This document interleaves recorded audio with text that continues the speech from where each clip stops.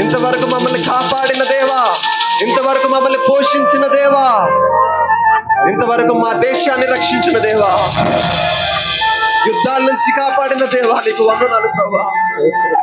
సమాధానపరిచిన దేవా నీకు వందనాలు ప్రభువా. మా దేశాన్ని కాపాడుతూ వస్తున్నావు ప్రభువా. అనేక మంది నిన్ను దూషించినప్పటికీ, నిన్ను హింసిస్తున్నప్పటికీ ప్రభువా, నువ్వు మా దేశాన్ని అంతా కాపాడుతున్నావు ప్రభువా. నువ్వు మా దేశాన్ని అంతా ప్రేమిస్తున్నావు ప్రభువా. భారతదేశంలో ఉన్న సంఘము ప్రార్థనలు ఆలకించావు. ఇప్పుడు మేము చేస్తున్న ప్రార్థనలు ఆలకించిపోతున్నావు ప్రభువా. భవిష్యత్తులో మేము మా ప్రార్థనలకు జవాబు మేము చూస్తాం ప్రభువా. మా తరంలో మేము చూస్తాం ప్రభువా. మా కన్నులారా మేము చూస్తాం ప్రభువా. భారతదేశంలో ఉజ్జీవం గురించి ఎన్నో సంవత్సరాల నుంచి ప్రార్థన చేయబడుతున్నాం. అయితే మా తరంలోనే మేము చూడాలి ప్రభువా. మా కన్నులారా మేము చూడాలి. మా పరిస్థితులు లేకపోయినట్టు, పరిస్థితులు ముందు కనబడలేనప్పటికీ ప్రభువా, మా కన్నులతో మేము చూడలేనప్పటికీ విశ్వాసంతో మేము పలుకుతున్నాం ప్రభువా. విశ్వాసముతో యేసయ్యా, బైబిల్లో అనేక మంది భక్తులు విశ్వాసంతో స్వాధీనపరుచుకున్నారు. అటువంటి విశ్వాసం మాకు దయచేవా. విశ్వాసంతో ముందుకు వెళ్ళి మా దేశాన్ని మేము స్వాధీనపరుచుకునే విశ్వాసం మా సంఘానికి దయచే ప్రభు. యేసునికి వందనాలు, యేసు మీకు స్తుతులు స్తోత్రాలు, నీకే ఆరాధన.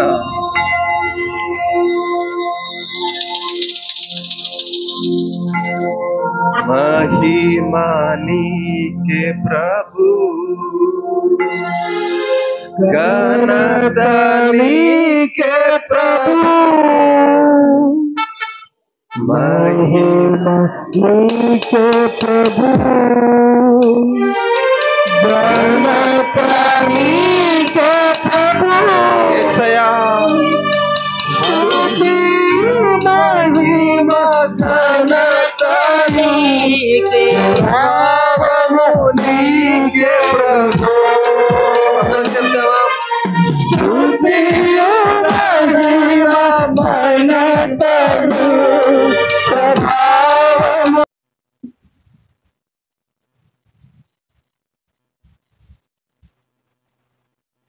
21వ అధ్యాయం.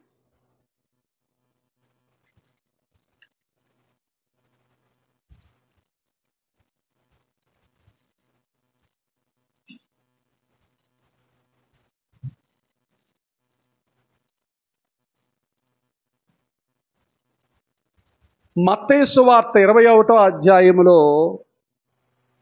13వ వచనం చదవండి.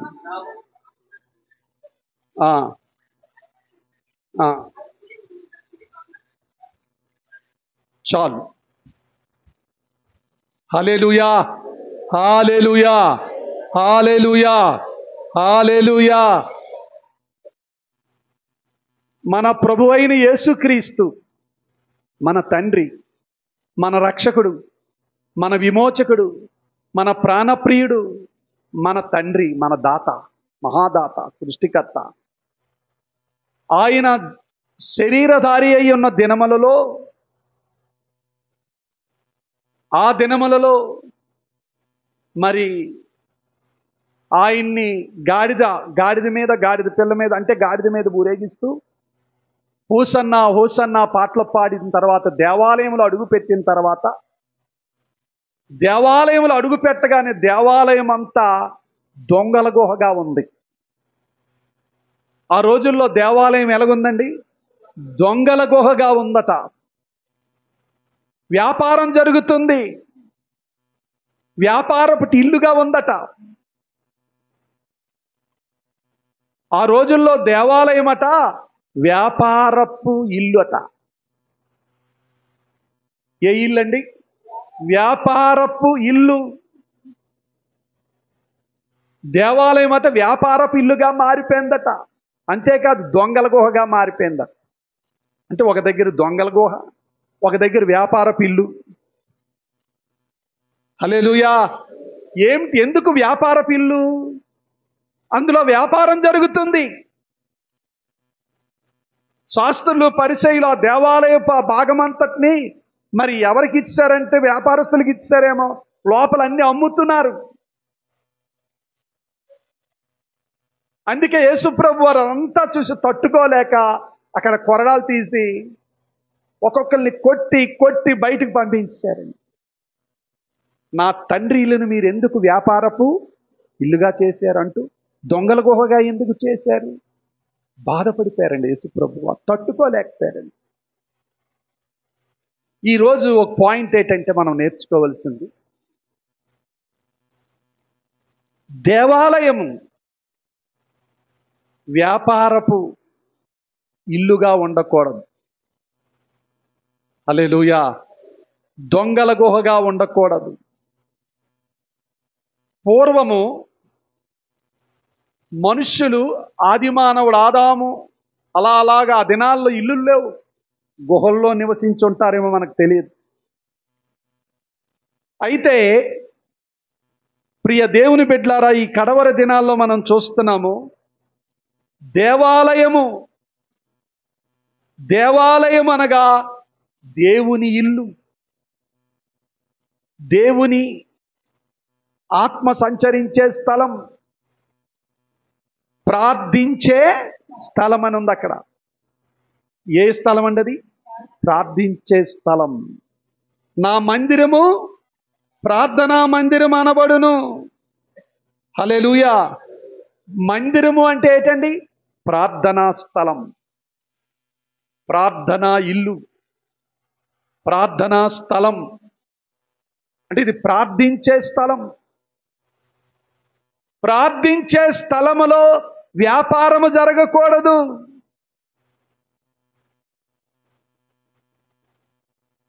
ప్రార్థించే స్థలములో వ్యాపారము జరగకూడదు. ప్రార్థించే స్థలములో ప్రార్థించాలి. మనందరికీ తెలుసు, దావీదు కీర్తన 27 చదివితే, దేవాలయం అట దేవుని ప్రసన్నత ఉండే స్థలము, తేజో మహిమ నివసించే స్థలము, దేవుడు సంచరించే స్థలము. దేవాలయము మన ప్రభువు సంచరించే స్థలము. దీన్ని వ్యాపారపు ఇల్లుగా మార్చకూడదు, దొంగల గుహగా మార్చకూడదు. హల్లెలూయా. దీన్ని పరిశుద్ధంగా మనం చూసుకోవాలి.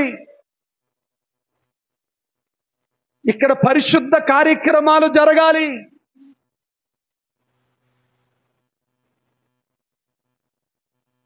పరిశుద్ధ కార్యక్రమాలు జరగాలి. హల్లెలూయా. దేవుని చిత్తము కాని కార్యక్రమాలు ఈ స్థలములో జరగకూడదు.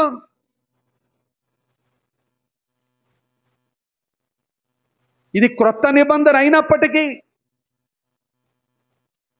ప్రభు క్రొత్త నిబంధనలోనే అన్నారు, నా మందిరము ప్రార్థనా మందిరం అన్నారు. చాలా మంది అంటారు, ఎక్కడిద్దరు ముగ్గురు నా నామమును కూడుకుంటే అదే మందిరం కదండి. తప్పే ఉందండి. రాజకీయ నాయకులు వచ్చి ఇక్కడ నిలబడితే తప్పే ఉందండి. వాళ్ళని ఆహ్వానిస్తే తప్పే ఉందండి. తప్పే. ఇది పరిశుద్ధ మందిరమని క్రొత్త నిబంధనలో దేవుడు చెప్పారు. కరెక్టే, ఎక్కడిద్దరు ముగ్గురు కూడుకుంటే అక్కడ ఉంటారు ప్రభు, నేను కాదనలేదు. దేవుని ఆలయం అనగా ఇది ప్రార్థనా మందిరము. దీన్ని పవిత్రంగా మనం చూసుకోవాలి. దేవుని వాక్యము దొరికే స్థలము, ప్రార్థన ఆలకించే స్థలము. దేవాలయములో దేవుని యొక్క కృప ఉంది. హల్లెలూయా. దేవాలయములో దేవుని ప్రసన్నత ఉన్నది. దేవాలయములో దేవుడు సంచరిస్తూ ఉన్నాడు. మనందరికీ తెలుసండి, హన్నాకి దేవుడు గర్భఫలాన్ని ఎక్కడిచ్చారండి? దేవాలయములోని ఆమె ప్రార్థన దేవుడు ఆలకించారు. దేవుడు తర్వాత ఆమె గర్భాన్ని తెరిచాడు.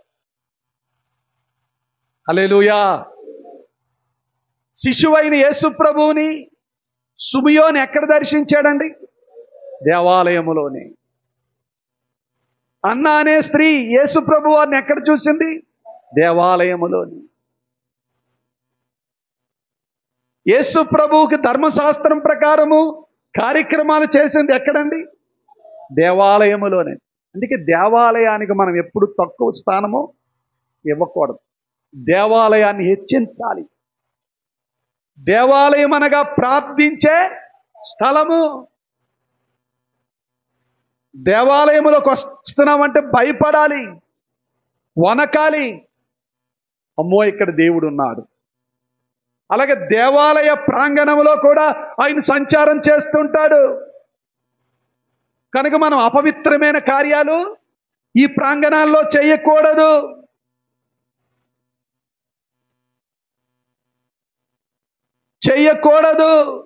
అపవిత్రమైన కార్యములు దేవాలయ ప్రాంగణాల్లో చేయకూడదు.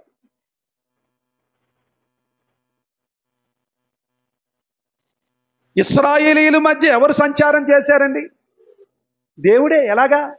పగలు మేఘస్తంభము, రాత్రి అగ్ని స్తంభము. ఈరోజు ఇశ్రాయేలీయులు అనగా ఆయన పేరు పెట్టబడిన జనుల మధ్య, మన భీమవరపు జనుల మధ్య, పెంటా భీమవరం ఆ క్రైస్తవ సంఘాలు మన మధ్య ఎవరు సంచారం చేస్తున్నారు? పగలు మేఘస్తంభము, రాత్రి అగ్ని స్తంభము. అందుకే మనం ఏ కార్యక్రమాలు చేసినా మన మధ్య పవిత్రత ఉండాలి. పెళ్ళిళ్ళు చేసినప్పుడు డ్యాన్సులు, సినిమా డ్యాన్సులు, సినిమా పాటలు వేయకూడదు. ఎందుకంటే ఆయన పగలు మేఘస్తంభము, రాత్రి అగ్ని స్తంభములో ఉన్నాడు. ఆయన జనుల మధ్య సంచారం చేయుచున్నాడు. దేవునికి భయపడాలి. సంగమాను దేవునికి భయపడాలి. దేవుని బిడ్డలారా, మనం దేవునికి భయపడాలి. మన ఇష్టానుసారంగా ప్రవర్తించకూడదు. దేవునికి భయపడకపోతే నష్టపోతాం మనము. దేవునికి భయపడితే నువ్వు ఆశీర్వదింపబడతావు. దేవునికి లోబడితే నువ్వు దీవింపబడతావు. దేవుని మాట వింటే నీకు బ్లెస్సింగ్ వస్తుంది. దేవుని మాట వింటే దేవుడు నీ పట్ల గొప్ప కార్యాలు చేస్తారు. హల్లెలూయా. దేవుని మందిరము. హల్లెలూయా. అంటే మందిరానికి ఎంత విలువ దేవుడు ఇచ్చారో చూసుకోండి. ఇది భౌతికంగా ఆరాధనా స్థలం. రెండోది, మన శరీరమే దేవునికి ఆలయము. మనిషే దేవునికి ఏంటండి? ఆలయము. ఇప్పుడు దేవాలయాన్ని మనం ఇలా అందంగా చేసుకోవడం నేను కాదన్నాను, మంచిదే, తప్పేం కాదు. ఇది మనం చూసి అంత ఆనందిస్తున్నాం చక్కగా కట్టుకున్న తర్వాత. అలాగే నీవు నేను దేవునికి ఏంటండి? దేవాలయం. మరి మనము దేవుని దృష్టిలో ఆత్మీయముగా అలంకరించుకోవాలి. ఇప్పుడు ఈ అలంకరణ మనకి ఎంత ఆనందమో. దేవుడు మనలో నివసించాలంటే ఇప్పుడు మన లోపలికి రాగానే దేవాలయం ఎంత బాగుంది, ఎంత చక్కగా కట్టారు, ఇక్కడ ఉండాలనిపిస్తుంది అంటే. అలాగే దేవుడు నీలోకి వచ్చిన తర్వాత ఈ కుమారునిలో నేను ఉంటే నాకు ఎంత ఆనందంగా ఉంది. ఈ కుమారుడు నన్ను తృప్తిపరుస్తున్నాడు, నా మాట వింటున్నాడు, ఈయనలో నేను సదాకాలం ఉంటాను, నేను ఈయనలో సంచరిస్తాను అని దేవుడు అనుకునే విధంగా మనం అందమైన దేవాలయముగా నువ్వు తయారవ్వాలి. నీ హృదయం అందమైన దేవాలయముగా, నీ దేహమే దేవుని ఆలయముగా, అందమైన ఆలయముగా తయారవ్వాలి. అందమైన దేవాలయముగా నువ్వు ఉండాలి. హల్లెలూయా. తప్పేం కాదు. నెక్స్ట్ తర్వాత దీనికి మంచి గచ్చులు కూడా వేయిస్తామన్నారు. హల్లెలూయా. పోయినవన్నీ చేస్తామన్నారు. ఇంకా రాబోయేదేమో సీలింగ్ కూడా పడుతుందేమో చెప్పలేము. అన్నీ దేవుడు అంటే చేసుకోవడం తప్పు కాదు. అలాగనే నీవు నేను దేవునికి ఏమై ఉన్నాము? ఆలయమై ఉన్నాము. అపోస్తలుడైన పౌలు దేవునికి, పరలోకపు దేవునికి ఒక అందమైన దేవాలయము. హల్లెలూయా! ఒక అందమైన దేవాలయము. అపోస్తలుడైన పౌలులో దేవుడు సంచరించారు, నివసించారు. ఆయన ద్వారా గొప్ప కార్యాలు చేశారు. ఆయన ద్వారా దేవుడు మహిమ పొంది ఉన్నారు. స్త్రీలారా, పురుషులారా, మనము దేవునికి ఏమై ఉన్నాము? దేవాలయముగా ఉన్నాము. ఎవరమైనా సరే ఇది భౌతికమైన దేవాలయమే. దీన్ని అలాగలా రోజు దీన్ని తుడవకుండా, క్లీన్ చేయకుండా వదిలేసామనుకోండి, ఇదేటవుద్ది? అలాగే మన హృదయం కూడా, మన లోపల జీవితం కూడా ప్రతిరోజు ఏం చేయాలి? వాక్యం ద్వారా క్లీనింగ్ చేసుకోవాలి. వాక్యము ద్వారా నీ హృదయాన్ని క్లీన్ చేసుకో. హల్లెలూయా! నీ హృదయం, నీ లోపల మంచి లైటింగ్ సిస్టమ్ పెట్టు. ఆత్మ సంబంధమైన లైటింగ్ పెట్టు. ఆత్మ సంబంధమైన దేవుడు అంటే ఆయన సంతోషపడే కార్యాలు చేస్తే నీలో ఆయన సంచారము చేసి ఆయన తృప్తి చెందుతాడు, ఆనందిస్తాడు. నీలో ఆయన సంచరించాలంటే, నీలో ఆనందించాలంటే నువ్వు ఆయనకు అందమైన దేవాలయముగా ఉండాలి. హల్లెలూయా! నువ్వు ఆయనకి ఏ దేవాలయము? అందమైన దేవాలయముగా తయారవ్వాలి. ప్రియ సంగమా, ఈరోజు ప్రభు మనతో మాట్లాడుతున్నారు. మన దేహమే దేవుని ఆలయం, పరిశుద్ధాత్మకు ఆలయం. పరిశుద్ధాత్మని మనం సంతోషపెట్టాలి. అంటే పరిశుద్ధాత్మ దేవుడు మనలో ఆనందించాలి, సంతోషించాలి, ఆయన కేకలు వేయాలి. అంటే మనము సరి చేసుకోవాలి. హల్లెలూయా! ప్రభు ఇలా దేవాలయాన్ని ఏం చేశారంటే సరి చేశారు. అందులో ఉన్న వ్యాపారాన్ని, దొంగల గుహని అదంతా ఏం చేశారు? బయటికి వెళ్ళగొట్టేశారు. అలాగే మనలో కూడా జరుగుతున్న యేసు ప్రభువుకు బాధ కలిగించే వ్యాపారం, యేసు ప్రభువుకు బాధ కలిగించే ఏవైనా చెడ్డ వ్యాపారాలు, చెడ్డ దుష్కార్యాలు మన దేహములో ఉన్నాయా? మన హృదయములో ఉన్నాయా? మనలో ఉన్నాయా? ఒకసారి నిన్ను నేను పరీక్షించుకోవాలని ప్రభు నాతో మాట్లాడుతున్నారు. మనం సరి చేసుకోవాలి. ప్రియ సంగమా, మనం సరి చేసుకోవాలి, దిద్దుకోవాలి, మార్చుకోవాలి. మనల్ని మనము లోపల అందంగా దేవునికి చేసుకోవాలి. హల్లెలూయా! దేవుడు ఈరోజు నీతో అదే మాట్లాడుతున్నారండి.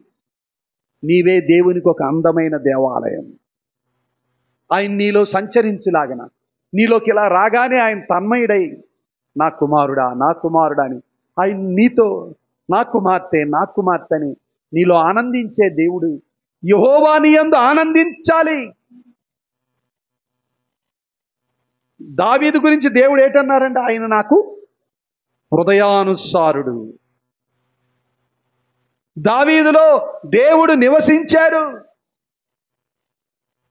దావీదంటే దేవుడు ఇష్టపడ్డారు. సౌలుని విడిచిపెట్టేశారు. దేవుడు ఎవరిలో నివసించడానికి ఇష్టపడ్డారు? దావీదులో. ప్రియ సంగమా, మనలో దేవుడు నివసించడానికి ఇష్టపడితే మనం ధన్యులమవుతాము.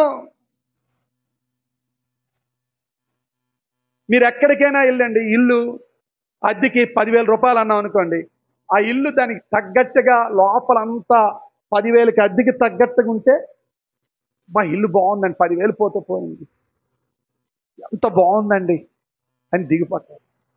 అలాగే యేసు ప్రభు రాగానే నీలో ఉండిపోవాలంటే నీవు ఆత్మీయముగా కట్టుకోవాలి. ఆత్మీయంగా నీ లోపల జీవితం మార్చబడాలి. సత్యము, నీతి, యథార్థత, దేవుని ప్రేమ ఇవన్నీ మనలో నివాసము చెయ్యాలి. ఇవి మనలో నివాసం చేసేటట్లు గట్టిగా దేవుని కోసం నిలబడాలి. అందుకే మనల్ని మనం పరిశుద్ధపరచుకోవాలి, శుద్ధీకరించుకోవాలి, మనల్ని మనం కడుక్కోవాలి, మనల్ని మనం కడుక్కోవాలి. యెరూషలేమా, నీవు రక్షింపబడినట్లు నీ హృదయములో నుండి చెడుతనమును ఏం చేసుకోవాలి? కడిగి వేసుకొనుము. దేవుని బిడ్డ, నిన్ను నీవు కడిగి వేసుకొనుము, కడుక్కో. టైము లేదు, యేసు త్వరగా వచ్చేస్తున్నారు. పెద్దలారా, చిన్నలారా, దేవుని కోసం గొప్ప కార్యాలు చేస్తున్న వారులారా, మీ హృదయాన్ని కడుక్కోండి, దేవునికి ఆలయంగా మారిపోండి. ఇది మనం ఆరాధించడానికి ఇది ఎంత ప్రాముఖ్యమో, మనం ఇందులో మన జీవము గల దేవునితో మాట్లాడడానికి ఇది ఎంత ఆనందమో, మనలో నివసించడానికి కూడా ఆశపడుతున్నాడు కనుక ఆయనకి మనం ఒక అందమైన ఆత్మ సంబంధమైన దేవాలయముగా మనం ఏమవ్వాలి? తయారవ్వాలి, కట్టబడాలి. ఇదైతేనండి, ఇది ఇటుకలతో కట్టబడింది, పూర్తయిపోద్ది. ఆత్మ సంబంధం ఈ దేవాలయము అంత వేగం పూర్తవదు. హల్లెలూయా. అది కొన్ని సంవత్సరాలు, రోజు రోజుకి లోపాలు కనబడతాయి. పౌలు అన్నాడు, నేను అనేకులకు బోధించిన తర్వాత భ్రష్టున్నైపోతానేమో అని తన్ను తాను ఎక్కువగా పరిశోధించుకునేవాడని. ఆ మాటలు అన్నాడంటే కారణం ఏంటి? తన్ను తాను ఎక్కువగా పరిశోధన చేసుకునేవాడు. ఆఖరిలో చెప్పేశాడు, నా పరుగు నేను కరముట్టించుకుని నా విశ్వాసమును కాపాడుకుంటాను వెళ్ళిపోయాడు. ఆయన దేవునికి ఒక అందమైన దేవాలయంగా పూర్తయిపోయాడు. దేవుడు ఆయన ఏం చేశారండి? తీసుకొని వెళ్ళిపోయాడు. హల్లెలూయా, హల్లెలూయా. కనుక భక్తులు అలాగనే అందరూ పూర్తయిపోయారు. దేవునికి ఒక అందమైన దేవాలయముగా వారిలో దేవునికి ఇష్టమైన విధానములో జీవించి వాళ్ళు వెళ్ళిపోయారు. అంటే ఆత్మీయత పూర్తవ్వాలి. అంటే మనం కట్టబడుతున్నాం, ప్రతిరోజు కట్టబడుతున్నాం, రక్షింపబడ్డాం, పునాది వేయబడింది. రక్షింపబడ్డం అనగా పునాది, తర్వాత గోడలు, అలాగా స్లాబ్. హల్లెలూయా.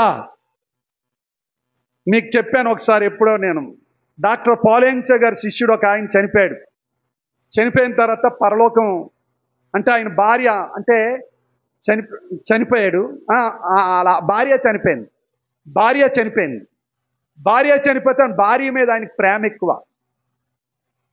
ఆ సమాధి ఏడుస్తూ ఉండగా ఆయన టక్కుమని ఏదో గుండెల్లో పడిపోయాడు. దేవదూతలు వచ్చారట, అతను తీసుకొని వెళ్ళిపోయారట. హల్లెలూయా. తీసుకెళ్ళిపోయిన తర్వాత దేవదూతలంతా తిప్పారట, అన్ని చూశాడట. పరలోకంలో తన భార్య దగ్గరికి కూడా దేవుడు తీసుకెళ్లారట దేవదూతలు. ఆమె ఉన్నతమైన స్థలంలో ఉందట. నువ్వు వెళ్ళిపో అని చెప్పిందట, వెళ్ళిపోమని చెప్పిందట.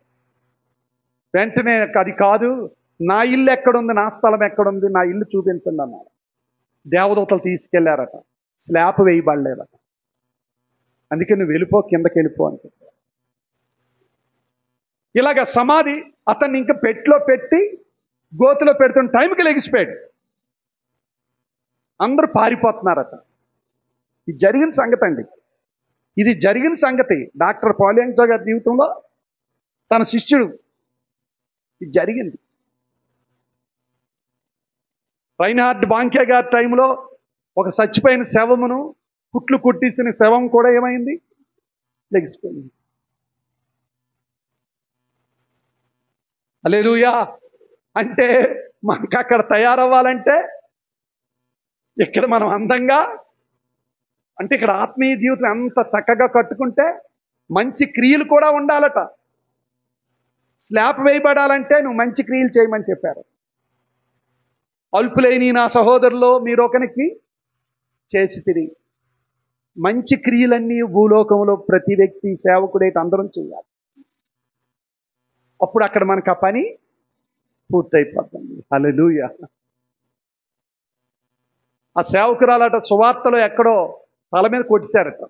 ఆమె సువార్త చేస్తున్నప్పుడు పరలోకంలోనట ఆమెను చూసినప్పుడు ఇక్కడ ఏదో దేవుడు వైడూర్యం లాంటిది పెట్టారట. అంతే. ఇక్కడ సేవకులు ప్రభువు కోసం చనిపోయినా, ప్రభువు కోసం హతసాక్షులైనా, దెబ్బలు తిన్నా, చెయ్యి ఊడిపోయినా, కాళ్ళు ఊడిపోయినా వాళ్ళకి పరలోకంలో ఏంటుంటుందండి? బహుమానాలు ఉంటాయి.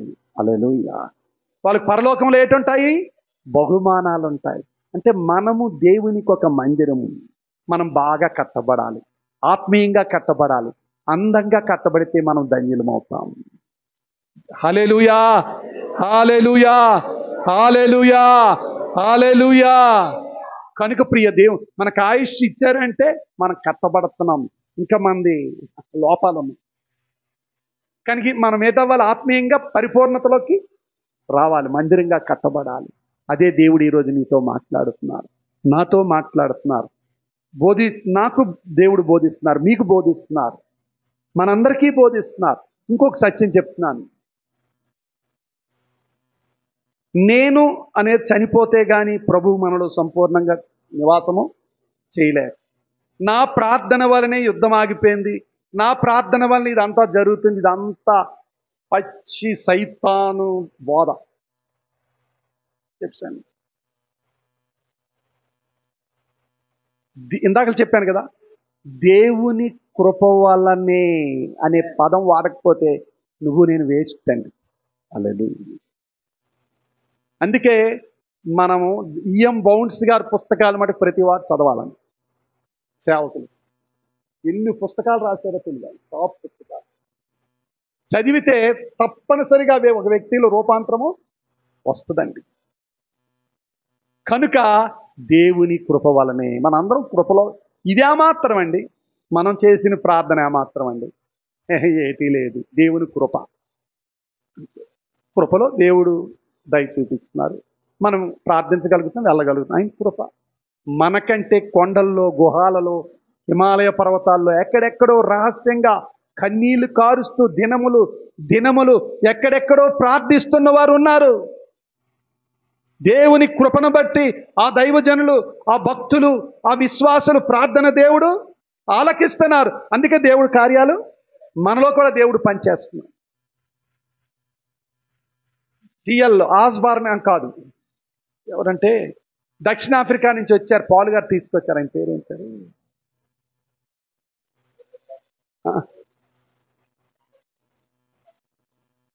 ప్రార్థనా పరులమ్మ, చనిపోయారు పాపం. జకరియా స్టానిఫామ్ గారు మన ఇండియా కొరకు ఉపవాస ప్రార్థనలు చేసేవారు. ఇదేంటండి, ఒక నల్ల జాతి, ఒక దక్షిణాఫ్రికా వ్యక్తికి అభారం ఏంటండి నా దేశం పట్ల? నాకు లేదేటండి? ఎక్కువ సూపర్ ఫాస్టింగ్ ప్రేయర్స్ అయితే ఉపవాస ప్రార్థన చేసేవారు. ప్రభు చెప్పారు, ఒక రోజున ఉపవాస ప్రార్థన ఆపి అన్నారు. ఆత్మ ద్వారా చెప్పారు. ఆహారం తినమని చెప్పారు, తినట్లేదట.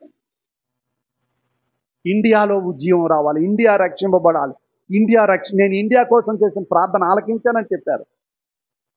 చెప్పినా ఆయన అలా ఫాస్టింగ్ ప్రేయర్స్ కంటిన్యూ చేశారట. ఒక రోజునట ఎవరో ఫ్రెండ్ దగ్గరికి ఇలా మెట్లు ఎక్కుతున్నారు, అలా పడి చచ్చిపోయారు. ఏ శరీరం ఏమీ లేదు. ఆయన కూడా బుక్స్ రాశారండి ప్రార్థన గురించి. విజ్ఞాపన పరిచర్యలను పుస్తకం ఉంటుంది, అది టాప్ అనమాట అండి. గోపికి తెలుసు. హల్లెలూయా. ఎందుకంటే గోపి మేము మొదటి నుంచి విశాఖపట్నం మీటింగ్స్ కట్టి వెళ్ళిన వాళ్ళం. హల్లెలూయా. చాలా మంచి భక్తులు వచ్చేవారు విశాఖపట్నంలో. అప్పుడు మంచి దైవజనులు వచ్చేవారండి. ఇప్పుడు అలాంటి వాళ్ళు ఎవరు మాకు కనబడట్లేదు. హల్లెలూయా. మాకు భాగ్యం మనకి ఏటో మన దొరకట్లేదు. అప్పుడు గొప్ప ప్రార్థనా పరులు వచ్చేవారు. హల్లెలూయా. కనుక ప్రియ దేవుని బిడ్డలారా, ఈరోజు దేవుడు మనతో మాట్లాడింది ఏంటంటే, మన మందిరం ఎలాగుండాలండి? ప్రార్థనా మందిరముగా ఉండాలి. హల్లెలూయా, హల్లెలూయా. అంటే ఎందుకంటే వాతావరణం బాగులేదు. బిడ్డలు చెప్పారు, ముగిస్తున్నాను. ఒక్కటే ఆలోచించండి, మనం కట్టుకోవాలి. మనం ఏం చేయాలండి? మనల్ని మనము కట్టుకోవాలి. అంతే. ఆత్మ సంబంధంగా దేవుడు మనలో సంచరించినట్లు దేవునికి ఇష్టమైన గృహముగా, ఇష్టమైన మందిరంగా మనం తయారవ్వాలి. మనలో వ్యాపారము, దొంగతనాలు మనలో ఏవి జరగకుండా చూసుకోవాలంటే పశ్చాత్తాపడాలి. ఏవైతే దేవునికి ఇప్పుడు ఆయన లోపలికి వచ్చి కొట్టి అందరిని బయట పంపించారు. కొట్టి ఎవడు తిరుగుబాటు చేయలేదు. అలాగే మనలో కూడా దేవుని ఆత్మ వచ్చి మనల్ని ఒప్పింప చేస్తున్నప్పుడు మనం లోబడిపోతే, ప్రతిదీ కూడా దేవుని దగ్గర ఒప్పుకొని విడిచిపెట్టేస్తే అప్పుడు మనం క్లీన్ అయిపోతాం. దేవుడు మనలో ఆయన సంచారము చేస్తారు. కనుక ఈ విషయాలు జ్ఞాపకం ఉంచుకోండి. దేవుడి కొద్ది సమయము మనకు వర్తమానం ఇచ్చారు, నాతో నీతో మాట్లాడారు. ఆయన కృప వలనే మనందరం ఇలాగున్నాం. దేవుడు తన పరిశుద్ధ వాక్యం దీవించును గాక. ఆమేన్. అందరూ చెప్పండి, మనం ఎలాగున్నాం? ఆయన కృప వలనే ఇలాగున్నాము. చెప్పండి. వాక్యం కూడా విన్నాము, ఆయన కృపే. ఈ వాతావరణం ఆయన కృపే. రేపు ఎల్లుండి ఆయన కృపే. ఆయన రాకడలో పరలోకంలో ఆయనతో కూడా ఉంటాము, ఆయన కృపే, ఆయన దానమే. మన భక్తి మన నీతి కాదు అంతే. దేవుడు మీ అందరిని దీవించును గాక. ఆమేన్.